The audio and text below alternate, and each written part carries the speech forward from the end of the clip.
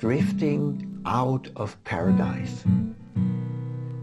Maybe you remember the story about the expulsion from paradise and what God promised Eve. Quote, "Unto the woman he said, in pain thou shalt bring forth children." Unquote. This pain rises out of loss of the natural breeding process where angels monitor the conception, or out of the loss of the supervision of the Volksgeist or family spirit. With the expulsion from paradise, these entities were left behind. Only we humans, as we gained freedom by eating of the forbidden fruit, we ran heads-on into a vanity, fed and nurtured by our lust and greed. Abandoning the guardian angel, the higher self, Volksgeist, or whatever other spirit entities that previously helped the order, threw us out in the chaos we now experience. Few of us recognize and know each other through lifetimes.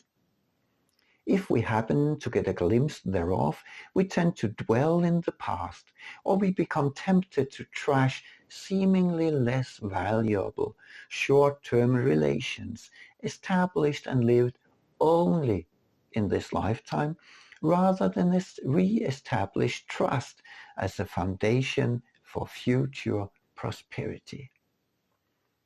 As we do not even recognize each other, how could we stay connected? So even if we had made decisions before we were born, they were long forgotten as we closed in on earth. So even if a father, a mother, and a coming child had made their commitment, now the father and mother were drowned in the earthly troubles and pleasures, without the faintest idea of the oath of faith and honor. In this way, maybe father and mother will come together, but they will most likely not remember.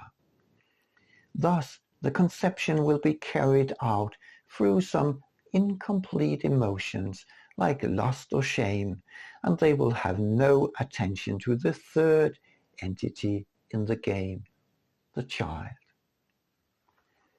Maybe the committed parents will be prohibited from coming together because of social status, money, jealousy, or times of unrest. Maybe they will not even know each other should they eventually meet because of the already existing chaos. And yet they will have some faint drive to establish family. They will try to figure out who might be a good wife or husband to them, or they would just incidentally come together drunk at a party. In most party cases, the coming child will only have a connection to one of the parents, not to both, and certainly the two of them would have little or no attention to the child being conceived. As we have already established, what is spilled is the creative power of the child. These cases constitute a more or less total lack of consciousness from the sides of the parents, a void.